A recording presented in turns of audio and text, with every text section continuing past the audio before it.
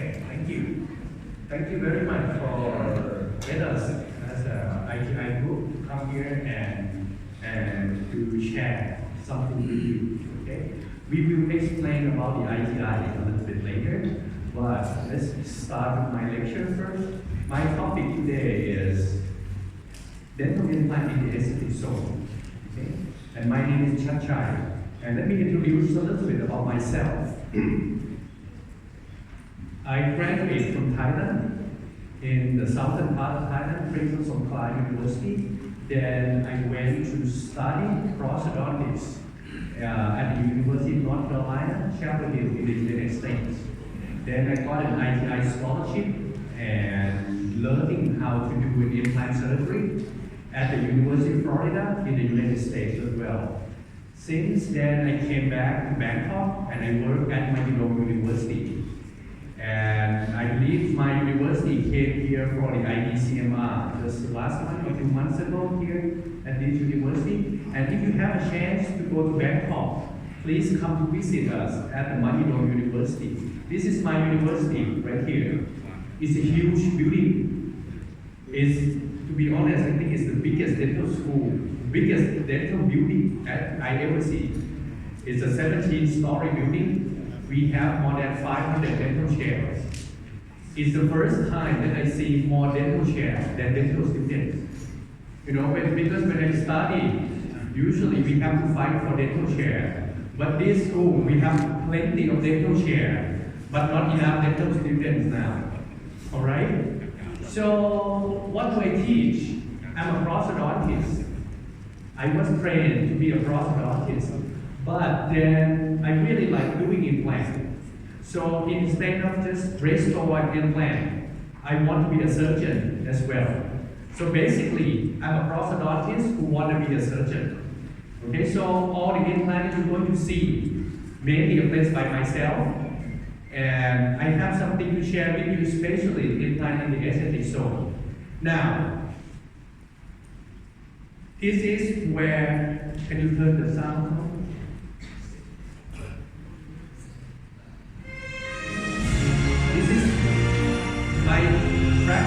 This is an implant center at the dental school.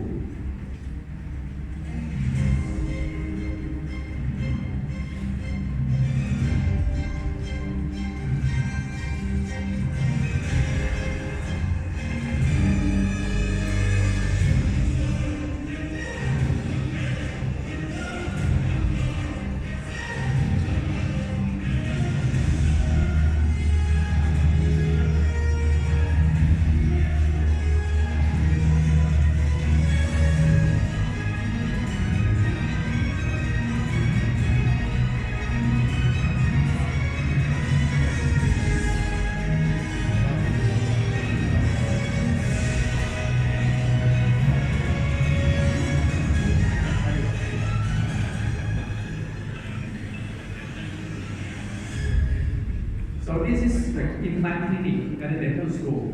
We host an Implant Dentistry program. It's a massive program. It's an international program.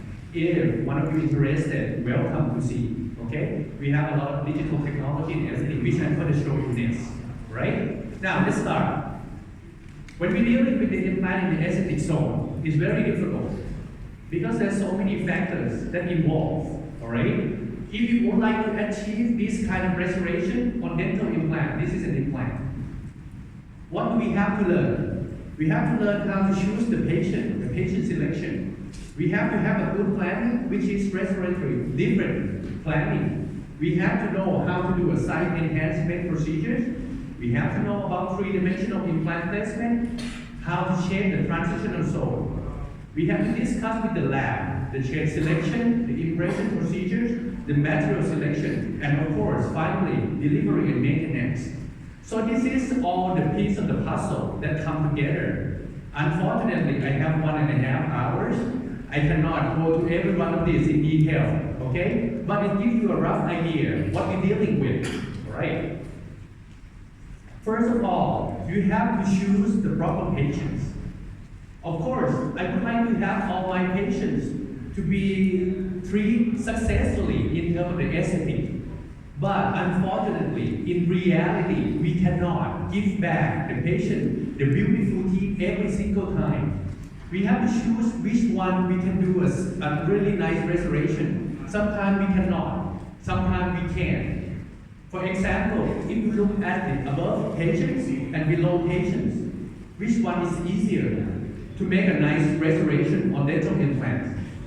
Of course, I think any one of you will say this is easier compared to this one, which is missing 2 teeth. So we have to know how to choose the right patient to make proper implant treatment. One way of doing it is, that's what the ITI is for. ITI is to provide education. ITI stands for International Team of Implantology. So basically, ITI come up with the classification. We call it SAC classification. If you're an ITI member, you can look at this book online, okay? Or you can buy the book from the quintessence. We categorize patient into straightforward, advanced, and complex, okay? And if you read this book, they'll give us all the details, okay? Which one is simple, which one is advanced, and which one is complex, okay? This is an ITI. ITI is non-profit organization. We are a network of specialists and a network of friends. In Southeast Asia, we are an ITI Southeast Asia region. We have more than 300 members, also almost close to 400 right now. Okay? And with this, we can share our knowledge. We can discuss what we learn. We can discuss what our experience is. You can become an ITI member. I'm not going to elaborate on that because Alvin will discuss about it. Our next speaker will discuss about it. But I would like to highlight some of the benefits if you become an ITI member. You can have first-hand information and participation in the ITI activities, which we have an ITI Congress, we have an ITI scientific meeting every year. All right, and you can access the ITI Online Academy, which is a lot lecturing in that. It's an online academy. If you become a member, you can look it through all this educational material for free, no charge. All right? And of course, you can get this book. This is an ITI treatment guide. Right now, we come to the volume 12 already. If you become an ITI member, if you become a digital member, then you can access Online Academy for free. And you can look through this book online for free. But of course, if you want this book in print, then you choose to be a classic member. You will get one book each year, but you cannot access the Online Academy for free. So you have to choose which one you want. All right? And also we provide the ITI Net. This is the ITI Net. What is the ITI Net? It's the platform that people come together and discuss about implant. It's like Facebook, but it's Facebook for people who do implants. It's not like general Facebook. So if you have a case that you're not sure how to fix it, you post it on this, then a lot of people around the world, sometimes dentists from Japan, from Germany, from Switzerland, will come in and try to help you solve the problems. If you go online, iti.org, worldwideweb.iti.org, you can use this tool, even though you're not a member. This is called an SAC classification tool, okay? Basically, you just click here, and then if you come up with a couple of questions and ask you, is this a surgical case or restorative case? If it's a surgical case, then it starts asking you single tooth, what medical problem the patient has, what kind of smile line the patient has. It's a series of questions that you answer. And at the end, they're going to provide you, this is an advanced case or complex case. And also, you can access the glossary term of implants. You're not sure about the definition of which term. You can look up on the ITI Net with this. And this, of course, the ITI treatment guide. Now, the material that I'm going to show you, the next table is coming from this book. The implant therapy in the aesthetic zone, single tooth replacement. Okay? When you first see a patient, you want to be able to evaluate whether this patient is a simple case, an advanced case, or complex case for single tooth. For single tooth restoration, we're talking about single tooth only. right? Just like when you look at the tooth, if you want to prepare the crown, if you have enough experience, you know this is an easy case for a crown or difficult case to make a crown, right? But for implant, sometimes if we're not sure, this table is a guideline. We're going to go one by one on this, all right? You look at this table, you see the green. Green is mean low aesthetic risk factors. Yellow, medium aesthetic risk factors. And red is mean high aesthetic risk factors. Okay, we call this aesthetic risk assessment table. All right, let's start. First, we look at the medical status. If patient is healthy, then we considering that a low aesthetic risk. If your patient is immunologically compromised patient, that's considering high aesthetic risk, just like that, all right? Smoking habits. Smoking habit. If your patient is not smoker, then we considering that patient low aesthetic risk. If your patient smokes less than 10 cigarettes a day, that's medium risk. But if it's more than 10 cigarettes a day, that's a high risk. Why? We know smoking contributes to the success of implant. If your patient smokes, then the success rate of dental implant is dropping. Alright? It's not just that, it's the aesthetic as well. I show you one case. You see this guy? Look at his teeth condition. He's rich.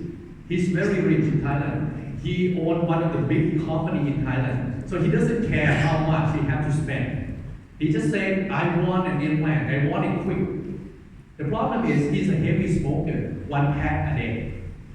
I asked him to stop. He said, no, I don't care. What happens if I do smoke? Oh, implant might fail. Don't worry, I pay for another one. That rich, okay? Just doesn't care. Well, but the only requirement he asked me is, I want to go to sleep and wake up with all the implants in my mouth. Okay? I don't want to go through all the local anesthetic thing. I just want to sleep and wake up with the implants in my mouth. So I took him to the operating room. In this case, my friends, my colleagues, my oral surgeon placed the implant because these have to be under general anesthesia. Okay? So he was in the hospital for 1 night. I asked him to stop smoking. Because he's in the hospital, he cannot smoke.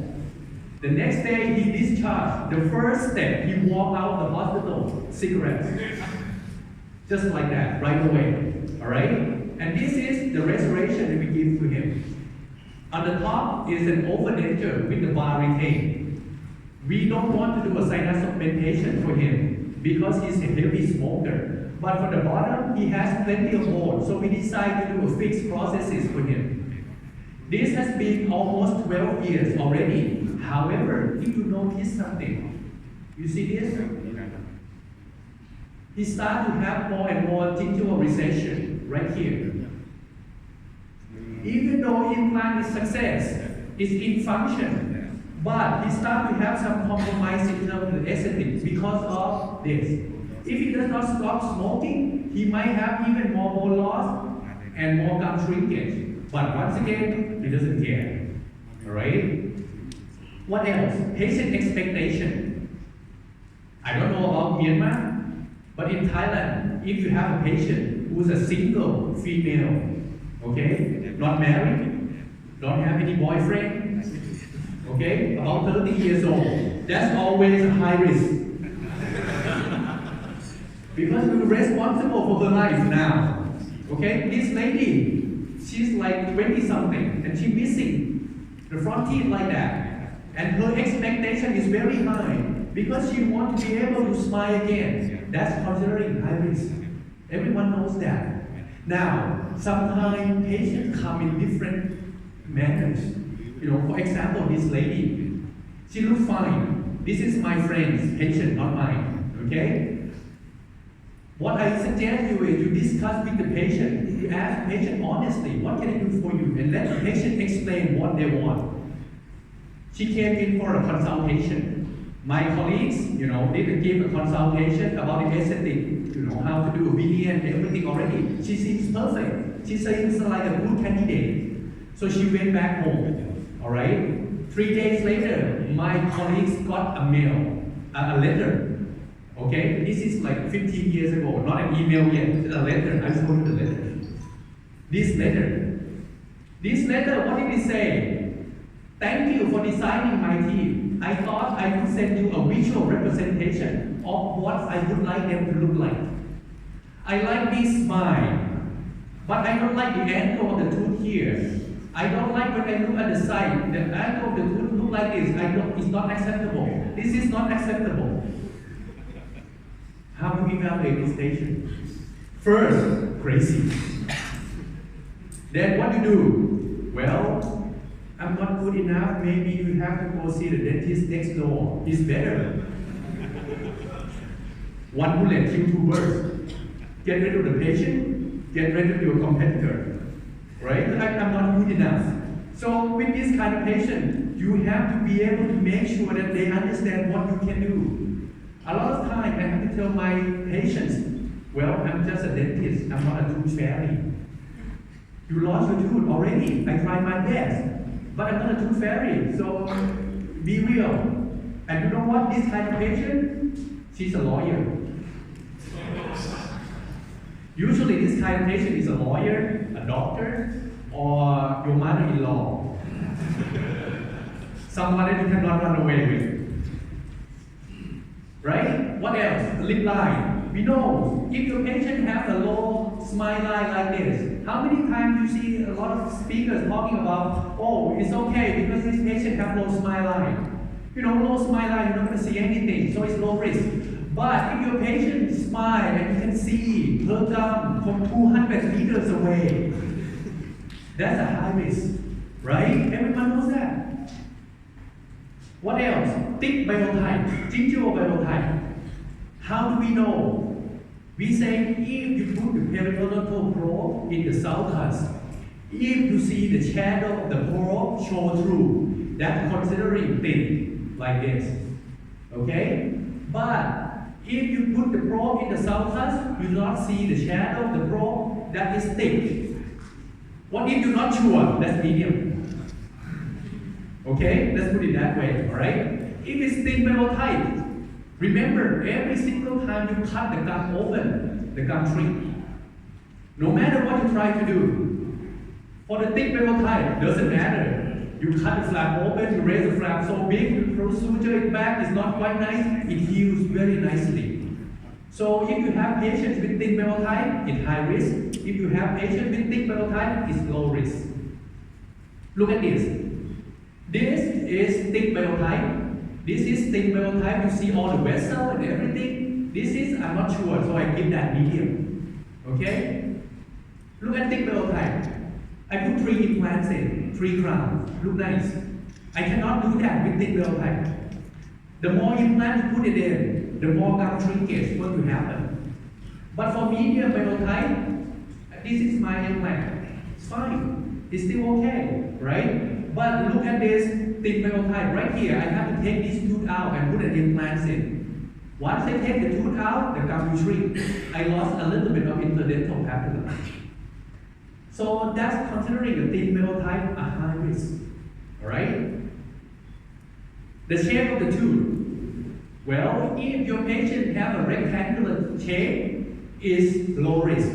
But if your patient have a triangular shape, it's become high risk. Why? Triangular shape, what does it mean? Long interdental papilla, right? And if you're missing the interdental papilla and you try to close it with making a crown look bigger, it will make the crown look square, but the rest of the teeth look triangular. It's totally different. You cannot do that. Alright, so usually triangular shape of the teeth associate with thick biotype. Usually they come together as a package. You know, beautiful lady, usually high demanding. It's kind of like that. Infection at implant site. If your patient come in, have no infection, none, that's a low risk. However, if your patient have an acute infection like that, pus and everything, it means this is become a high risk because you lose a lot of bone already. But if your patient have a chronic periodontitis, that's a medium risk. Sometimes we can manage. Okay? Let's look at one example. This lady have an infection right here. It's swelling, pus. Want to take the tooth out, everything's gone. You don't do anything yet, and you cannot help. You cannot fix anything right now. Don't even think about doing immediate implant. It's become your nightmare. Okay? What about chronic infection? For example, this lady have a widening of the PDL because he have a rarefied area. This tooth was diagnosed a cracked tooth. So I have to remove this tooth and then I put an implant in immediately. In this case, this is an immediate implant. Looks fine. Chronic infection you can manage. Alright? Bone level to the adjacent teeth. This is quite critical. Okay? What we're looking at is you have to look at here. Bone crest to contact point. Bone crest to contact point. If this distance less than 5 millimeters is low risk. Why? Because you're going to have interdental papilla almost 100%. Right? But if this distance more than 7 millimeters, like here, you see the contact point right here, the bone crest right there, more than 7 millimeters. The chance of you getting full papilla less than 50%. Alright, so if you have less bone to contact point, then it means that you're going to have a chance of having a black triangle. So be careful. For example, this lady, look at this. This is a bone crest. This is a contact point. This is like 8 millimeters. I can tell this patient before I even put an implant in, you're not going to have interdental papilla. And no matter what we try to do, you're not going to have it. Some patients say, well, can you try? Of course, we can try. Connective tissue graft, bone graft, whatever. Trust me, it's not predictable. Once you don't have bone, then no papilla. Sometimes we get lucky, sometimes we get unlucky. Alright? If we tell the patient before we start, it means we know. Right? It means we good. Because I told her, you're not going to have interdental papilla. Once I put the crowns in, no interdental papilla. I'm good. Because I know before. But if I do not tell her before, I put an implant in and I give her the crown. And then no interdental papilla. She looked in the mirror. She said, why don't I have the gum right there? And then you try to explain. That's become an excuse. So you better tell your patient before you start. See that? From here to there, more than 7 millimeters, forget about it. What about this? Which one is an implant? Of course, you can tell this one is an implant. But look at the interdental papilla. Why? Because from the bone crest to contact point is less than 5 millimeters. I show you again. Full papilla. It's not because I'm good. It's because patient have bone. That's how you evaluate the patient before you start. The restorative status of the neighboring teeth. What does it mean? You have to look at the neighboring teeth here and there, here and there. If it's working, then it's low risk. If it's heavily restored, it's become high risk. Why? Because once it's heavily restored, it means the gum has been touched so many times. So the chance of the gingival shrinkage is more. Especially look at this. You see that? It has been heavily restored many times. Gum can shrink and change a whole lot. For example, but this turned to be okay. Why? Because this crown has been heavily restored. So when they cut the gum open to put an implant in this place, the gum shrink. But the good thing about it is I can tell my patient, oh, I want to replace this crown too. Because it doesn't look nice. Okay? So then they can do two crowns next to each other, try to close the interdental papilla as much as possible. Another case. This case, my endodontist friend referred this lady to me, okay? Because she's going to retrieve this and want a crown. But this tooth has been diagnosed as a cracked tooth, and we have to take it out, alright? So I did take it out and then do immediate implant. This is 15 years ago. 15 years ago, I do a lot of immediate implant. If you ask me right now, I don't do that many immediate implants anymore. Okay? Because it compromises the aesthetic outcome. It's really compromising aesthetic outcome. I don't have time to talk about that. That's another lecture, complication. You have to invite me again. Okay? But this case is a success. I show you, I take tooth out, put the implant in immediately. And this is my final restoration. 2 crowns. One, you can do 2 crowns next to each other. The color looks nice, the interdental papilla is not that difficult. The size. If the space, 1 tooth, right here, like this, ideal space is low risk. But if you have to do 2 teeth or more, that's become high risk already. Okay? However, if you're going to do 1 tooth, but the shape, the space is quite limited, it's very limited, then it's become medium risk. Alright? For example, 1 tooth, this is 2 teeth. This is become more difficult. One, you have to do 2 implants next to each other. Because when you put 2 implants next to each other, what's going to happen? The gum might shrink, no interdental papilla. Which one is more difficult? Comparing between this and that, which one is more difficult? Well, some say this is more difficult. I say no. Because the 2 central incisor, there's only 1 papilla right here. Nothing to compare. But when you do central and lateral, patient can compare with the other side. Okay, for example, this, I'm going to put 2 implants in here. Patient have this papilla to compare. It's more difficult that way. So, if it's an extended edentulous space, sometimes you have to do 2 implants, sometimes you have to use ponding, sometimes you have to do just only 1 implant and can deliver. If the aesthetic is the main concern, right? Of course, this is our implant.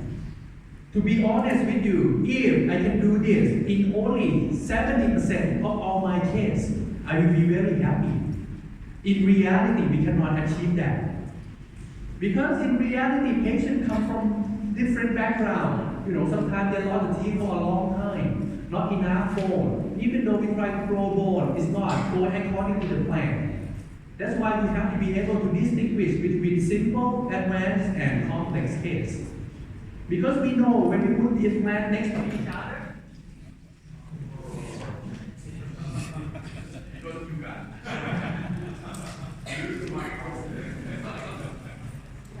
well, I can still talk, don't worry. If you put 2 implants next to each other, what's going to happen is the bone crest between the 2 implants will shrink.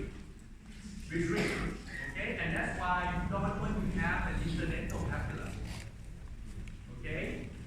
But if you put the implant next to natural teeth, the natural teeth can help holding the bone crest in place. And then let's make the papilla stay.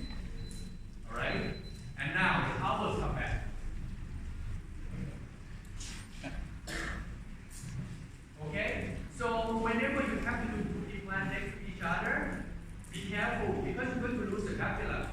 That is why sometimes you have to choose 1 implant and cantilever. And to be honest, with 3 front teeth or 4 front teeth, I rarely put 3 or 4 implants next to each other. Maybe I just do 2 and do the bridge instead. Okay? Now we have to wait for the projector.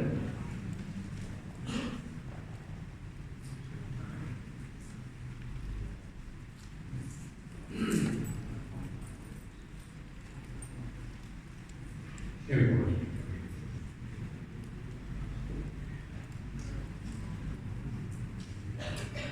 You too, don't use too much power. Okay, for example, okay, see this patient missing 2 teeth. But I'm going to put 2 implants in, unfortunately, in this situation. The good thing about this case is, you see that, this looks like interdental papilla. This is incisive papilla. With this kind of situation, you're going to get papilla. Just don't promise it to your patient yet, because if sometimes something goes wrong, you still have an excuse, all right? So, but in this case, I put two implants in next to each other, papilla is fine. What about this? No papilla before. This is a space of two teeth, but the previous dentist put three teeth in that space. The problem is he doesn't have any papilla for me to begin with, and I try to put two implants in. Still, a little bit no papilla. But once two implants next to each other, sometimes it's very difficult to control the papilla. What about 14? What about 14? Don't even think about putting 4 implants in. Straumann will like it. The company will like it. Asst Dental will like it. Okay, your wife may like it because you make a lot of money. But your dentist will never, your patient will never like it. Okay, it looks horrible. For this case, I used to do 2 implants. This and that, and can keep, oh, no, and the lateral incisor, sorry, 1 and 1 right there. Another example, this is 2 implants, 14. The implants right here. We're going to talk about the position of the implant later. Whether we should put it 2 central or 2 lateral, later in maybe another half an hour, I'll show you, okay? In this case, at the lateral incisor. This case, once again, 14, but of course, he lost a lot of gum already. I have to use a pink porcelain. In this case, I decided to go for 2 implants in the central incisor and cantilever the lateral. Okay, the difference I will show you in a little bit. Of course, if you use prosthetic, sometimes it's easier. For example, in this case, she's missing central and canine. She's missing all the teeth on this side. I put implant in central and canine. And that's how I create interdental papilla. If you put implants next to each other, forget about it. That's a smile. Acceptable, right? If you put 2 implants next to each other very close, even if you try to squeeze 2 small implants in, look at this, 2 small implants. This lady requests 2 implants, not 1. Why? Because she pays less. She works for Straumann. So she said, I get implant for cheaper price. So I want more implants, alright? So I give her 2 implants. The problem is no interdental papilla. And when you try to close it, it looks like 2 peanuts. It doesn't look nice. So I don't do that anymore. Okay? If the aesthetic is a concern, even though you can squeeze 2 implants in there, don't do it. Just 1 with a cantilever might give you a better result. Okay? Of course, the strength of it is not strong as 2 implants. But for front teeth, what do you choose? If you choose strength, go ahead and do. If you choose the look, the aesthetic outcome, maybe you do 1 and cantilever. And tell your patient, these teeth are for smiling. Okay? That's a cantilever. Soft tissue anatomy. If your patient have an intact soft tissue, it's low risk. If your patient coming in with soft tissue deficit, is already high risk. Right? If your patient shows something like this, bone anatomy of alveolar crest, no defect, then it's low risk. If your patient have horizontal defect, that's medium risk. Why medium risk? Because we can still do a GBR. We can grow bone horizontally. It's quite predictable. But if your patient have vertical defect, trust me, it's a high risk.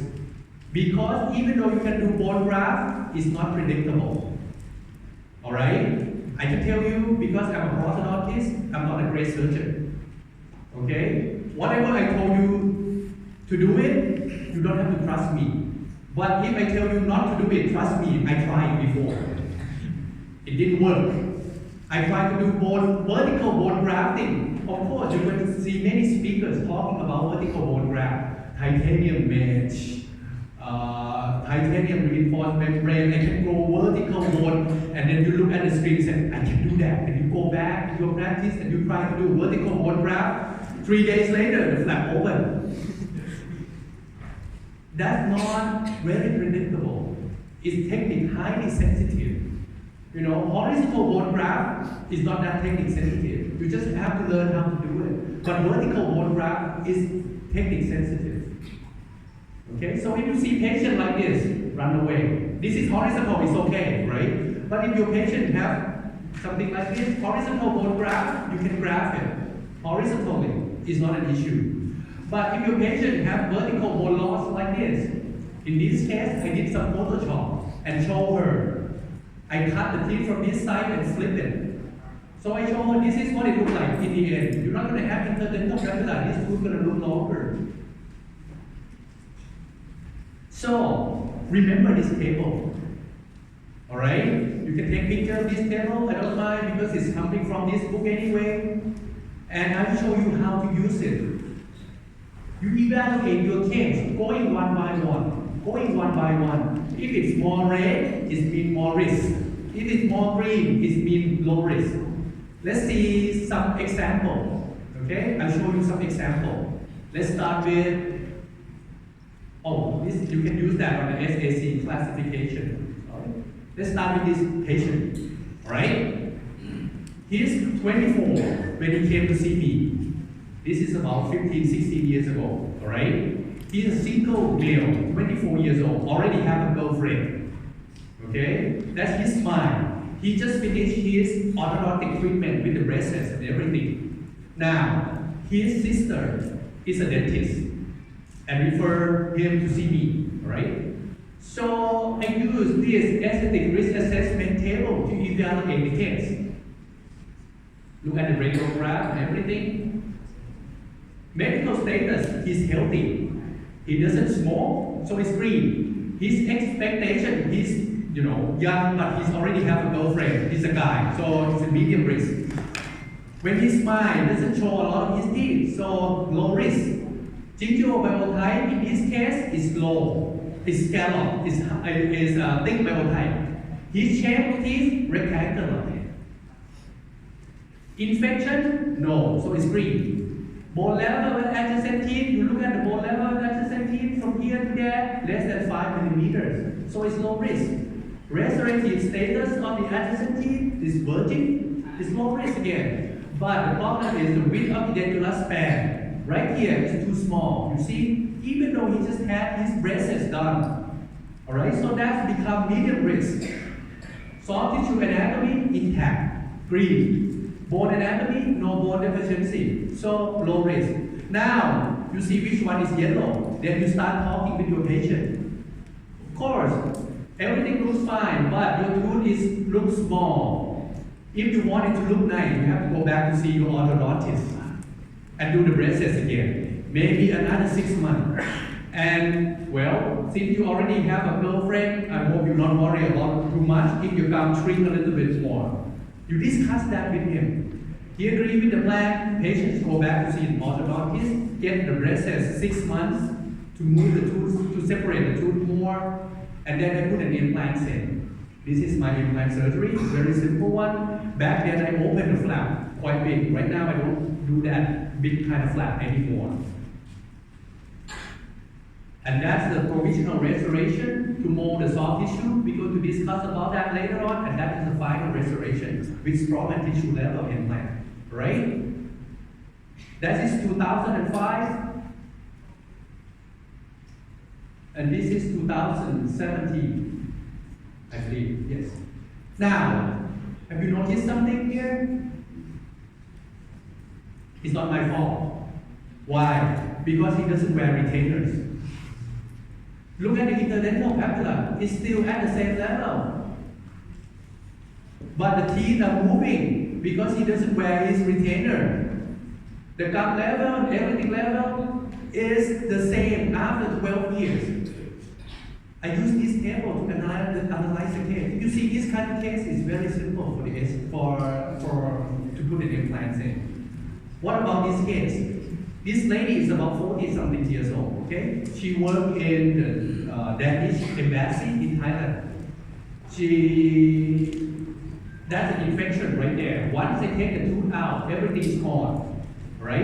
Unfortunately, I lost an x-ray, so I don't have the picture of the x-ray to show you, right? But I used the aesthetic risk assessment table to analyze this case once again. Her medical status, she's healthy. She said she's not smoking, but her expectation is higher than this roof. Okay, so it's a red. Her lip line, when she smiles, you can see her gum from the canteen. If she's eating lunch in the canteen, you can see her gum right there. Okay, so it's far away. Gingival type is medium scallop. Shape of the teeth is rectangular, so it's green. Infection at the implant site, she had acute infection before, so it's red. Bone level at adjacent teeth, sorry I don't have the X-ray, but I can tell you it's more than 7 millimeters contact point. Restorative status of the adjacent teeth, these are all resin composite veneers. So it's heavily restored. The width of the span, the soft tissue anatomy is good, however, she lost a lot of vertical bone. Now, what did you do? You look at the red and you explain to your patient one by one. Because you have acute infection before, so you have a lot of bone loss, so you're not going to have interdental papilla. And you have a lot of vertical bone deficiency, so the tooth going to look longer, no IDP. And when you smile, it's going to show. And your expectation is very high, so you go somewhere else. Patient did go somewhere else. But she came back finally to see me. And she said, you are the only one who tell me from the start that this is going to happen. So I'm going to do it with you. So that's what I did. Of course, the end result is take the tooth out, put the implant in. This is my provisional. I lost my computer got virus, so I lost the final picture. But it looks similar to this. Okay?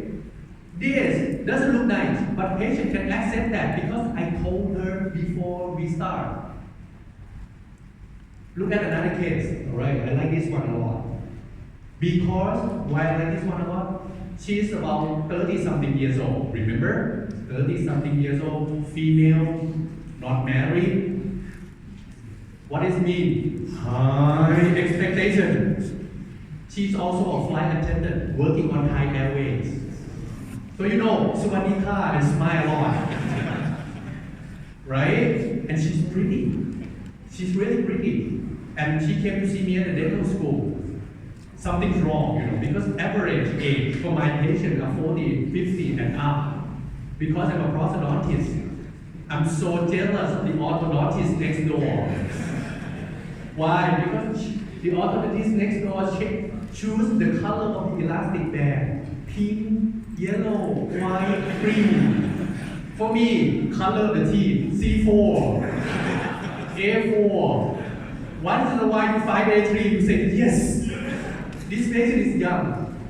So I rarely see young patient. When you see young, when a prosthodontist say young patient, okay, then you know that you're in trouble. The problem with her is she has these 2 deciduous teeth. She has 2 deciduous teeth, and it's been with her for 30 years without any problem. All of a sudden, it's become mobile. Now, we have to do an implant. Let's analyze the case. She's healthy, not smoking. Her expectation, I don't have to tell you again. Lip line is medium, which is fine, doesn't show much, but the gingival type is thin. Her shape of teeth is triangular.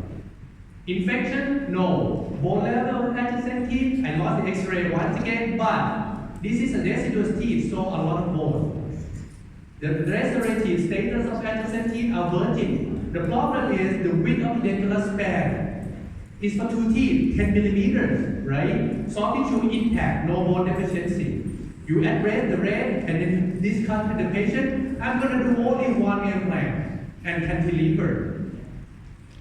And this is what I did. I take the tooth out, immediate implant. Okay, 3 months later, I did the overweight quantic, make a provisional restoration to do kind of overweight quantic. And then this is my final restoration. 1 implant with the cantilever. Now, nowadays, you can use the cone beam CT to evaluate how much patient has bone. Alright, the cone beam CT will be very useful, especially if you have a radiographic template.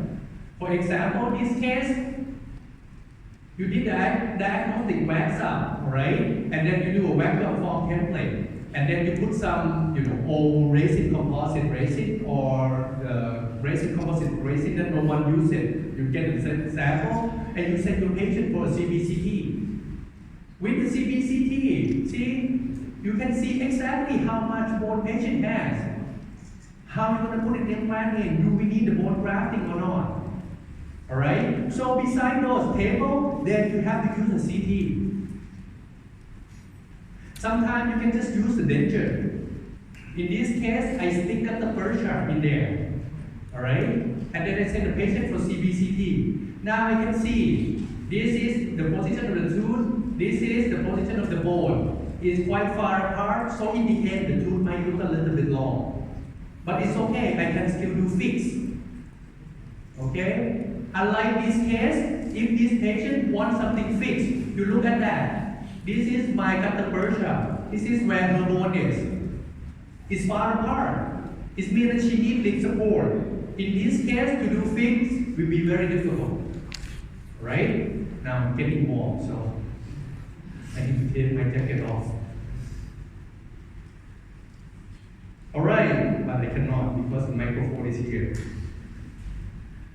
Okay, so now, once you use that table to evaluate it, you still need to go back to the same principle, the treatment planning. And this is the concept that I told all my students, do not skip. Especially when you're dealing with the aesthetic, the high aesthetic outcome. You do a medical history, dental history exam, aesthetic assessment, which is the aesthetic risk assessment table. I told you before, behavioral assessment, you have preliminary radiograph, then you take an alternate impression and mount the cast and do the agnostic wax up. Okay? Then you have a tentative treatment plan. Sometimes you have to do advanced radiograph, but to be honest with you, in the aesthetic zone, 98% you need a CBC. 98%. Definitely treatment plan number and size and location of the implant, and then you present it to your patient before you start. This is a step. Now, we're coming to surgery. Alright? I will give you a little bit of tips when you go to surgery, because a lot of my students get confused. When should we do a stage approach? Which is the bone grafting first and wait 6 months before we put an implant in. Or when can we put an implant in and do the bone grafting at the same time? Okay? This is two different things. Because if you want to do stage approach, patients sometimes don't like it. Because you have to take the bone from somewhere else and wait for quite a long time. In this case, we took the bone from the ramus. My colleagues did that and did the bone grafting. Okay, that's a stage approach. And we put 2 implants in. Sometimes we can do a simultaneous approach. It means I can put the implant in and do the bone grafting at the same time. It saves patient's time with the GPR technique. However, I cannot do this in every case. My judgment is I will do simultaneous approach only if the implant site has 2 or 3 bone defects. Okay? What does it mean? If patient have 2 walls like this, which means 2 bone walls on the side, then you have enough blood supply. With this kind of situation, you can put implant in and do the bone grafting at the same time with the GBR technique. Okay? But if you have this kind of thing, half of the implant is outside the bone already. This is compromised blood supply. Okay? If you try to do the bone grafting, especially with the xenograft, this is 15 years ago. When I'm still young, when you're young, what do you think? You think that you're good, right? You think that you know everything. You're an implant on. You can put implant in anywhere and you stay. And you believe that you think that you are good. And the second thing is you believe in the God of the cow, the bio-oss. You think that you can put it in there and you turn it to bone. And that's what I did. This is all bio-oss. I thought I'm so good, I grow bone a lot. I can put implant and grow bone at the same time. The problem is, after I put the crown on this implant, 2 weeks later, fistula. Because the cow bone, the bio-bone I put in there, is never turned into bone. Because it's a compromised blood supply. It's become foreign body and it's become infection. What I end up in these cases, I have to remove the implant, start all over again. Okay? Look at that. This is bio-art. I have removed all that. Finally, I remove everything. So if it's a one wall defect, you do a stage approach. Alright? Now, choosing the implant diameter. Okay? I'm not sure. Myanmar a little bit more advanced than Thailand right now because we just start having implant. Back then, 20 years ago in Thailand, the key to implant is the bigger the better, the longer the better.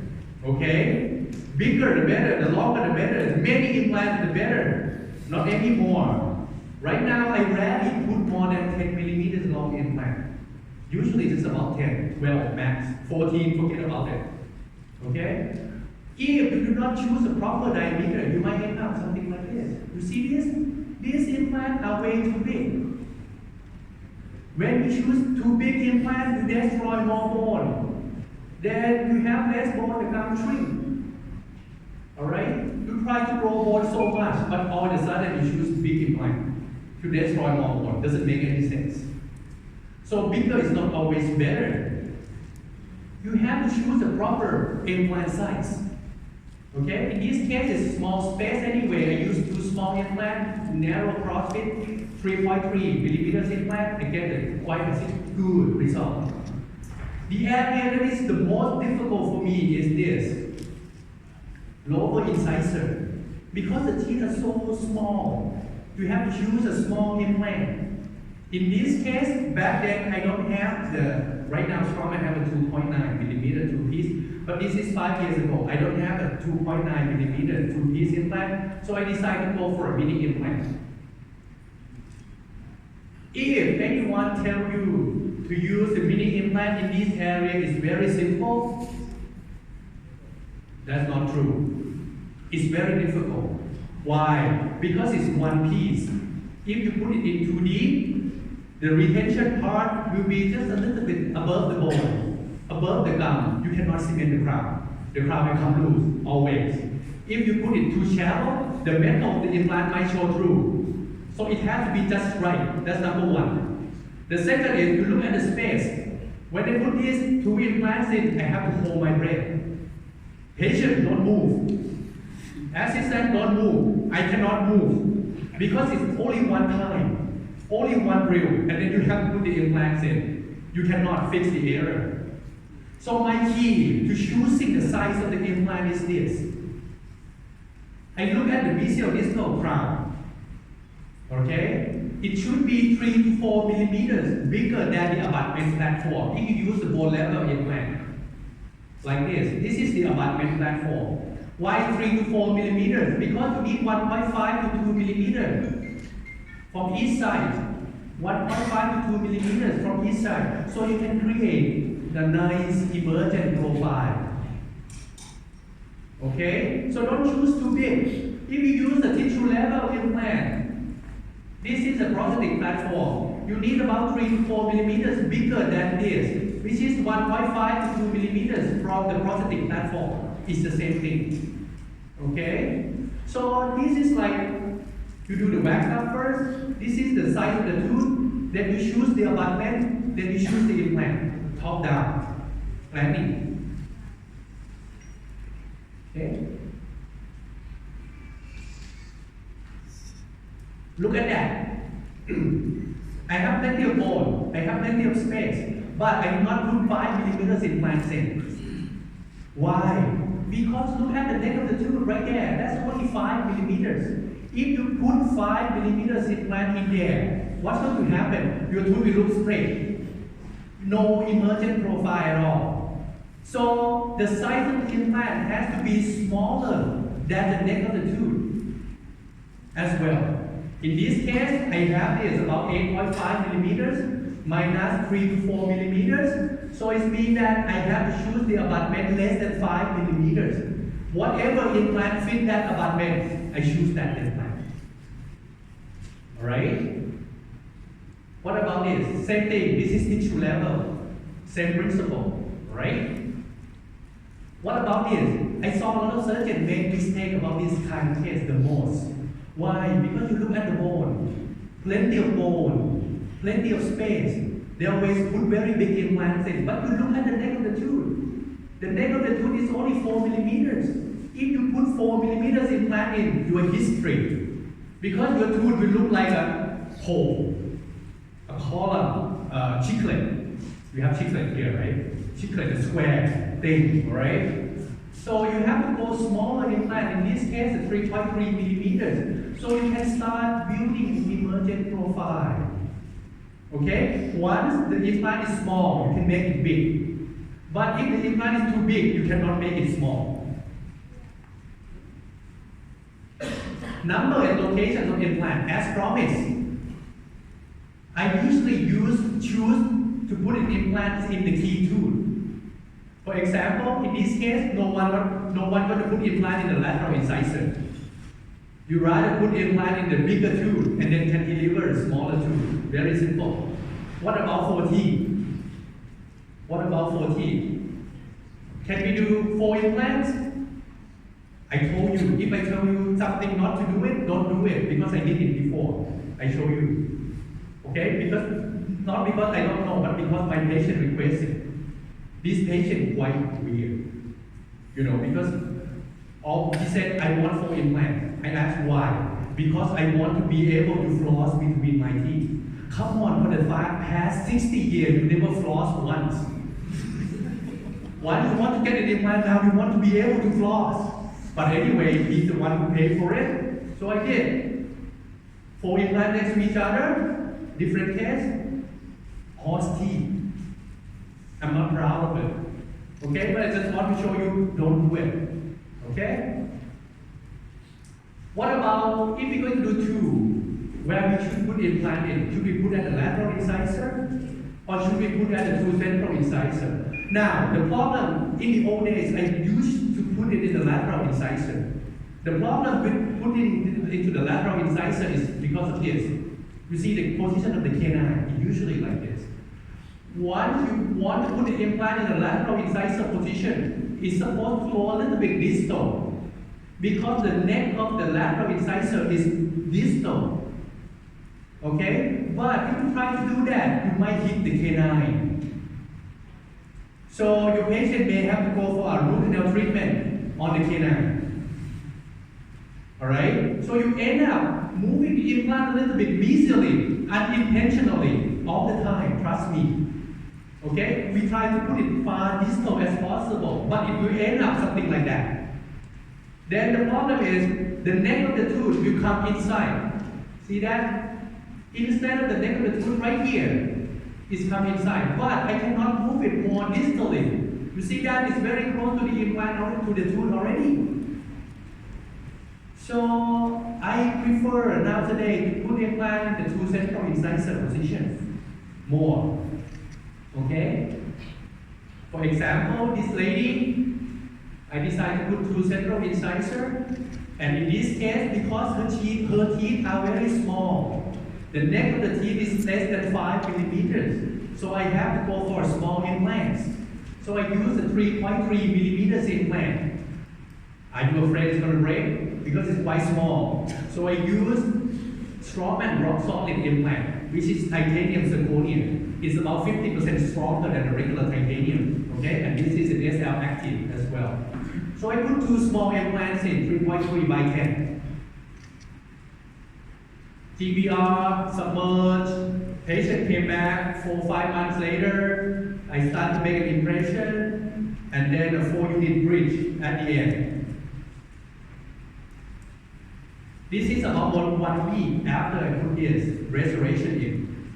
I do not have a picture longer. Why? I call this geographical success. Because patient are from Australia. She came in for me to treat her, and then she went back. So it's a success because I don't see her anymore. Okay, so that's why I don't have a follow-up. But if you want to see a follow-up, I have some case with a follow-up is, okay, she's a doctor, she's a physician. She wants something quick, so I decided to take the tooth out, immediate implant right away, put 2 implants in the 2 central incisor, small diameter implants once again. Okay, same thing, TBR, close it up 3 months later, I start to make a final restoration, and this is the final restoration. Looks okay? I think it's acceptable, right? Now, Three-dimensional implant placement. I told my students all the time, this has to be in your spinal cord. It means that you have to remember this. It has to be your instinct. When you put an implant in, you need to put at least 1 millimeter of bone. Mesial distal, you put it center or slightly distal. Vertical position 2 millimeter, apical to propose spinal restoration if you use tissue level. 3 millimeter apical to propose spinal restoration if you use bone level. I go to each one of them, don't worry about it. Okay? Here, facial lingual position. Alright? The key is you put the probe between two adjacent teeth. Your implant has to be behind this line. Professor Busser, who's the one who recommended, he said 0 to 1.5 millimeters behind this line. My suggestion is don't do 0. It's too scary. Okay, it's too scary for me. And another reason why not 0, you see this is from Professor Busser. You can put the implant in touching this line, and this is the crown, look nice. Okay? But the reason that you have to go about 1 to 1.5 millimeters behind this line is because, especially when you use the bone level implant. Because the bone level implant is like this, now you're going to put the abutment in. The abutment will occupy that space. So if you put implants in and make sure that implant touch this line, when you put the abutment in, the abutment will go facially beyond this line. And then you're going to have gingival recession. Okay, so you better stay 0 to 1.5 millimeters behind the line, drawing from the adjacent teeth like this. Okay? Now, I know you don't have Straumann implant here yet, but if you use Straumann implant, there will be a guide pin like this. This guide pin will help you because the guide pin right here is about 5 millimeters. So when you do the first drill and you put this guide pin in, if this rounding behind the line is being okay, all right? But you don't have the system. We need to do a workshop. I need to show you that. But this is the final restoration, and this is more than 10 years already. Mesial distally, you slightly prefer about 1.5 to 2 millimeters from the adjacent teeth. And maybe a little bit to the distal, because the neck of the tooth is slightly distal. Now, this is what people get it wrong. If you use tissue level, you need the abutment, the prosthetic platform to be 2 millimeters below the proximal margin. Then you can get this kind of result. Not too deep, not too shallow. If you put it too shallow, the metal might show through. If you put it too deep, the gum might shrink.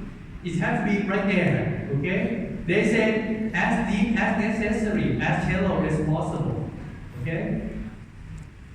If you use bone level, it's about 3 millimeters deeper. The neck of the tooth right there, implant is 3 millimeters deeper, okay? You can take picture of this. This is the key, vertical position of dental implants. 2 millimeters if you use tissue level, 3 millimeters if you use bone level. That's why you need a surgical template. And the surgical template should be able to tell you where the neck of the tooth should be. If the bone is too high, you grind down. A lot of people put the implant in where the bone is. That is wrong. Sometimes in the aesthetic zone, we have to go deeper. Or you can use computer-guided surgery. Now today at my university, we use a lot of computer-guided surgery, so you can plan it ahead of time. In this case, which I'm going to show you the video, is a ceramic implant, one piece ceramic implant. And use a computer-guided surgery.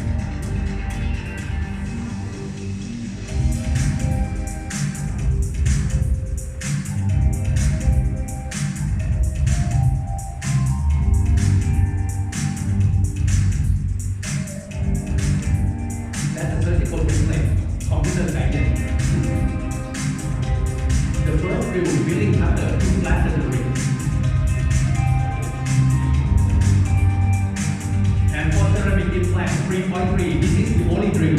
You don't have any more drill. This is the only drill. You go to the full depth according to your plan. This is the guide pin. Because it's a one piece, you have to know what type of abutment you want to use. And now you profile it a little bit.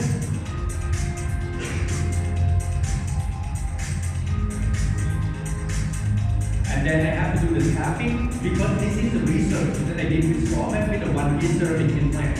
Alright? So the protocol is I have to tap. But sometimes I do not tap. But in this case, I have to tap because it's according to the protocol of my research. Make sure it's three-dimensional implant placement. Implant not too deep, not too shallow. This is the tapping part. This is considering a partially guide. Because I just guide just the first drill, the rest I do with free hand. Even when I put an implant in, that's a ceramic implant, one piece.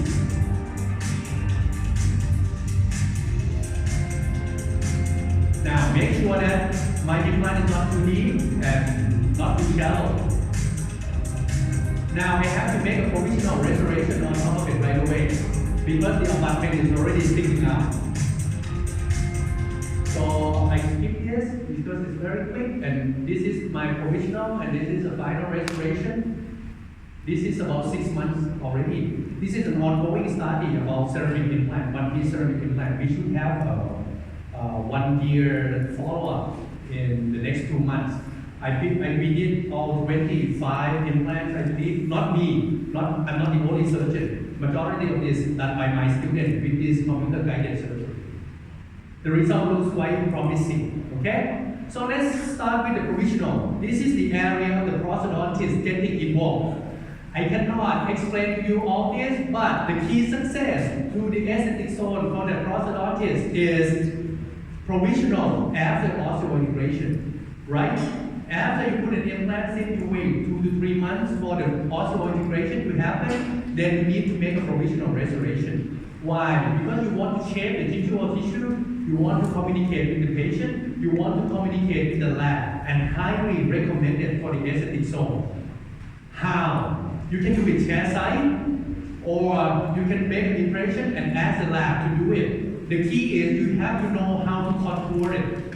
Okay? This is how you contour it. Okay? Look at this. Facial emergence profile.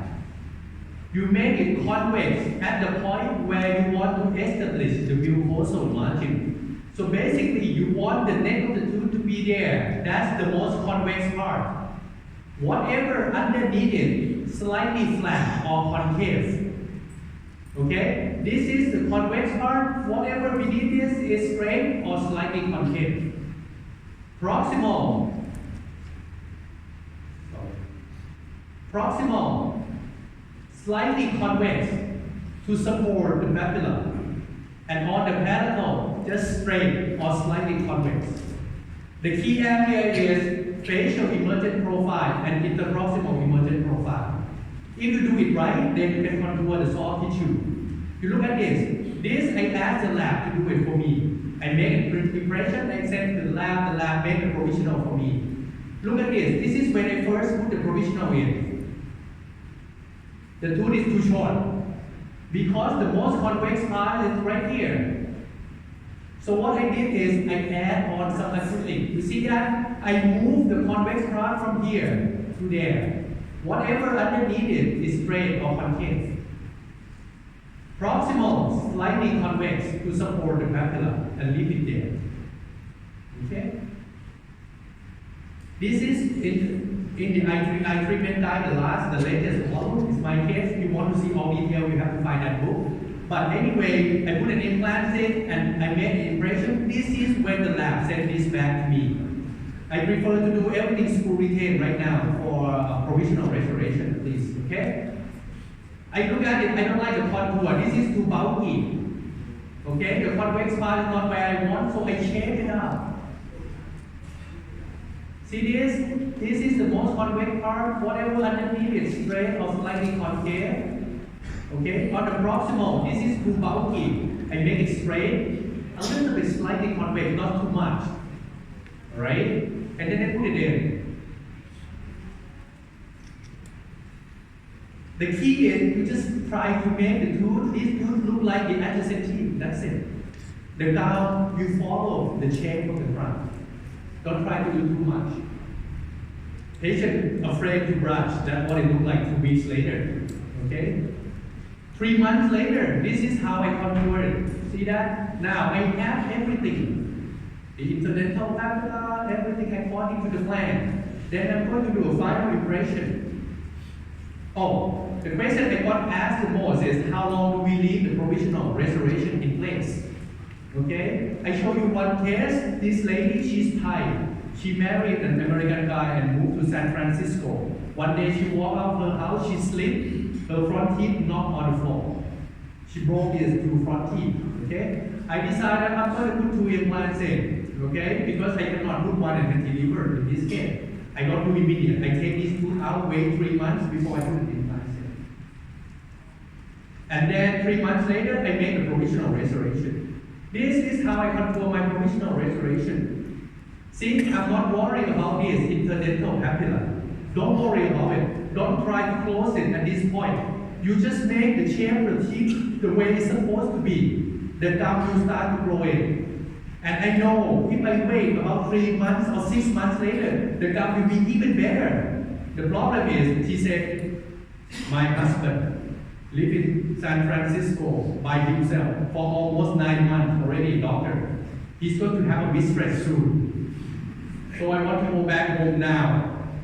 Can you finish it? I said, I can finish it, but if I finish this, it means I have to close this gap, and this tooth will look square, but the rest of your teeth are triangle.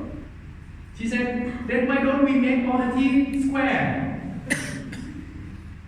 I want square teeth. Then, in all of a sudden, she wants to have everything veneer. So we do all veneers and everything. You see, I have to close the gap. It's become a square teeth. I don't like it. But she's happy with it. If patient's happy, you're happy. Happy patient, happy dentist, happy wife, happy life. You have to know that, I know. Now, you spend a lot of time on the soft tissue, right? The problem is when you take the temporary crown out and you want to do the impression, the tissue will collapse right away. You have to have the way to maintain the soft tissue while you do the impression. And that's what we call a custom impression coping. I will show you in a little bit. You see, it's just to make a point again. This is the day I put the provisional in. No IDP, no IDP. 3 months later. If you have bone, if your contour of your provisional is correct, the gum will start to fill in by itself. Don't have to do anything. So how to do a custom impression coping? This is my provisional in place, right? 3 months after, I remove my provisional. I remove the temporary abutment. I put everything on the analog. Okay? I have my dap dish. Mix the putty silicone, put in the dap dish, and I put the whole thing, this whole piece, into that putty. Alright? Wait until that putty is completely set. Then I remove my provisional crown. I remove provisional abutment. I put impression coping in. I mark this is a mid-facial. What happened is, you look at the contour here. This is the contour of your provisional, which is exactly the contour of the gum that you've been molding for the past 3, 4 months, 5 months, 6 months, or whatever. Alright? And then you just fill in this with acrylic resin, flowable resin, whatever you want. If you reach flowable composite and you like heal it. If you not reach acrylic resin, it's okay too. Alright? You just fill in the blank. Then you get this impression coping. You don't have to put it too much. This is too much. Actually, just put it in. That is underneath the gum. That's all you need. Above the gum, you don't need it. Alright? Then you put this impression coping in the patient's mouth. This resin composite will help holding the gum from collapsing. Then you make a final impression. And this is the model of the lab here. You see exactly the same contour as the gum in the mouth. So now the lab can just make the crown that fit in that gum contour, and that's it. Make it more simple for the lab. Now, the last part is to choose the right material. Nowadays, there's so many materials in the dental market right now. But to be honest with you, if you ask me when was the last time I used metal ceramic or PFM, I could not remember. To be honest with you, I do not do PFM for a long time, at least 5 years. I use only all ceramic or full metal crown. You choose metal crown or full ceramic, that's all. Okay? In this case, I use zirconia. With zirconia restoration, don't worry about the metal color because it will mask all this. If you use e-max, maybe because e-max is more translucent, you might see a little bit of gray. But if you use zirconia restoration, forget about the metal color. You're not going to see it. For example, this case, remember, this I like this abutment a lot. This from Straumann called value-based abutment. Basically, it's a titanium base, and you make a screw retain restoration. This is a crown, zirconia crown. You punch a hole on the palatal side, and you cement this crown with resin cement outside the mouth.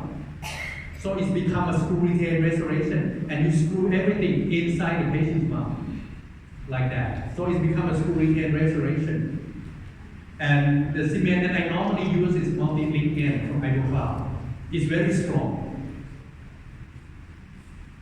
And this is another case with the screw retain restoration. I did exactly what I told you.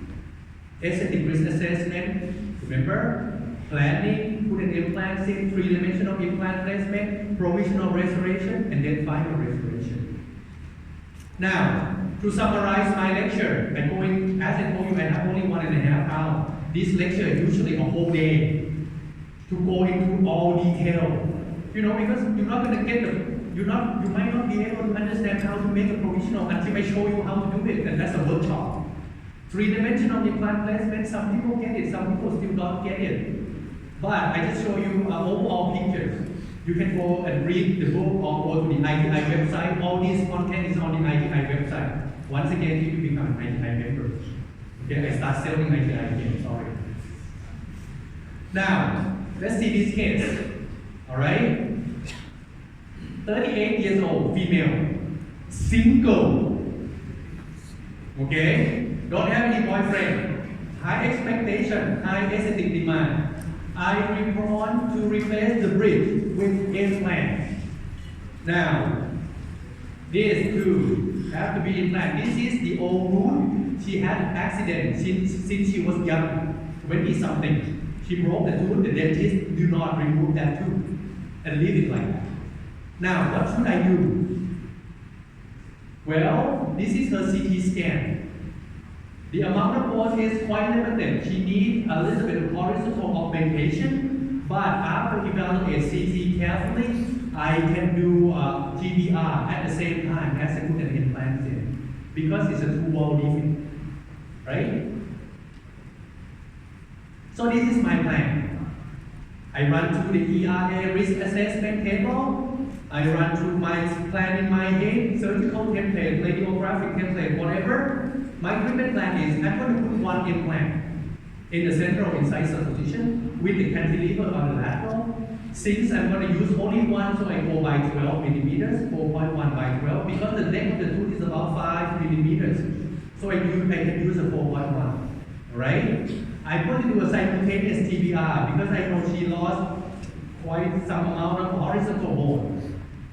And I'm going to wait for 3 months, and then I'm going to do a provisional restoration, and then all ceramic restoration in the end. I'm not going to remove this root. Why? It's been there for more than 10 years. Never have any problem. If I try to remove that root, I might destroy more bone. Okay? So this is my surgery. I put an implant in. I wait 3 months later. I made an impression to do a provisional restoration. This is my provisional restoration, the first day that I put it with the cantilever. I wait for 3 months. And then I try to make a final restoration. These are all ceramic zirconia restoration. You see that, the cantilever? This is the interdental papilla that I got after I made a provisional restoration. But, you know, she said, I want a final restoration as soon as possible because acrylic teeth doesn't look nice. Alright, so she just wait for about 3 months. I want to wait longer, but she said, can I go for final? So I decided to make a final restoration for her. This is what it looked like about a year later. This is 2009, one implant with a cantilever. You see, I will have leave that tooth. This is 6 years later. Everything still intact. No gingival recession. Everything still looks good because I do everything according to my plan. That's why you have to have a good treatment plan. And I can do all this. Not every case, I told you before, you have to select a case. Some cases you cannot do, some cases you can do. But if you follow the protocol, you can do implant here. This is 2 implants before you need bridge. 2 implants, 1 implant, and this is implant as well. These are all young patients. Very scary. So if you have any question, that is my email, drjub@hotmail.com, and that's my 2 daughters. They are getting older and older right now. They're not listening to me anymore. Thank you for listening to me because my daughter is not listening to me anymore. Thank you very much.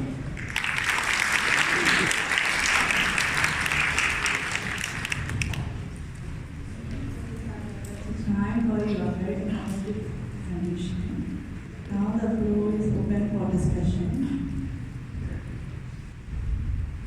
Now they're getting older. Any questions? Maybe you guys are free.